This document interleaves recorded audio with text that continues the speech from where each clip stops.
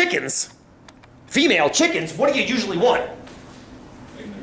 You want egg layers. That's exactly the worst thing that you could possibly get is 4 boys if you want eggs.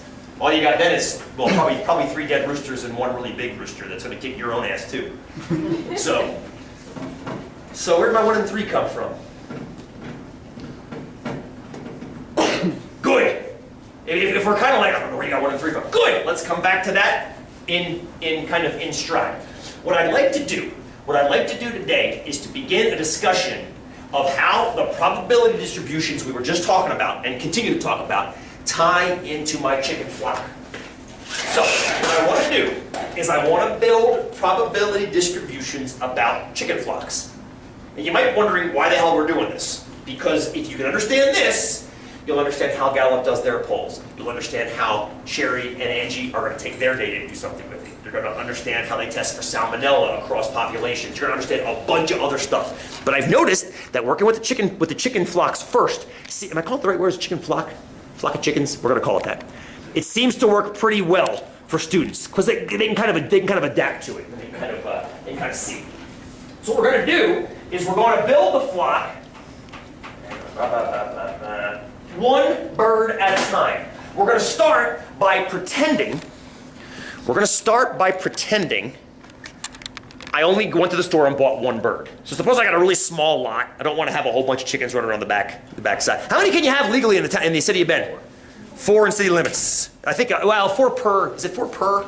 Yeah. 4 per 6,000 square feet or something like that. So legally in the town of Bend, you can have 4 chickens, not roosters, chickens, per 6,000 square feet. But suppose you've got a really tiny lot, or you live in Portland or something, you have 1 bird laying 1 egg a day, and that's happy enough for you.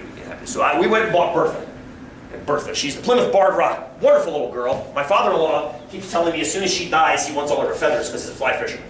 Apparently those feathers are very desirable for a fly. I don't know. Sure, just don't kill her.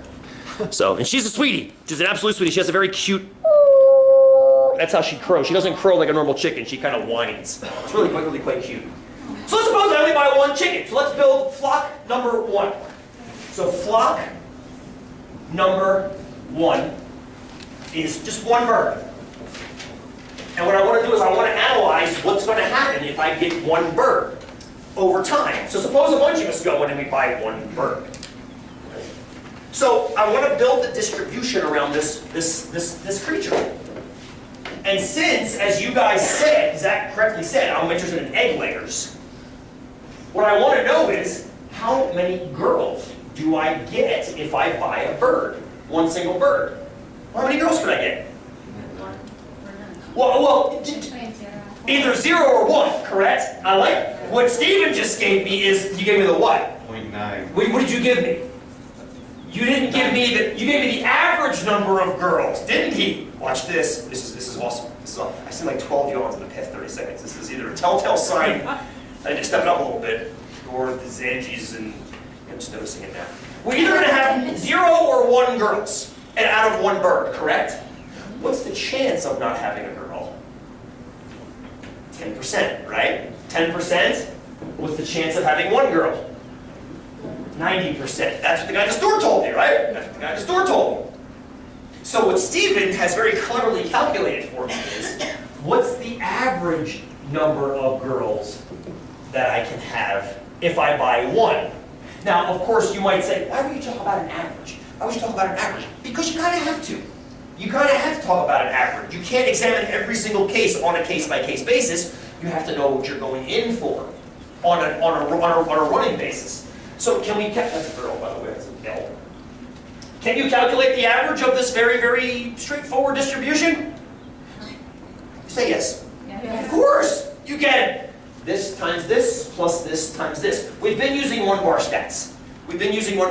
Let's go back to basics just because it's actually quicker with these distributions. It's going to be 0 times 0.1. It's a weighted average. The 0 happens 10% of the time, and the 1 happens 90% of the time. Which means on average, you get 0.9 girls per bird. Which is kind of how you have to view each one of those little tiny marshmallow peeps peeping in the store. Every one of those little things is 0.9 female and 0.1 boy, on average. Of course, some people are going to argue that's like saying the average human being has 1 testicle and 1 breast. Okay, That's fair. It's also useless. But on average, that's what you're looking at. You're looking at a bird that is mostly female, on average. So every time you add a bird to your flock, you're contributing 0.9 more girl to your flock. With only one bird, you're not quite at one female on average yet. Is that fair enough? Okay. It might be meaningless to you right now. That's okay. Working up to a meaningful situation. Okay. Let's make it more meaningful, because most people don't buy one bird. My friend Brittany in Portland has a very, very small townhouse lot, I think, with one of those little tiny little grassy areas in the back. She bought 2.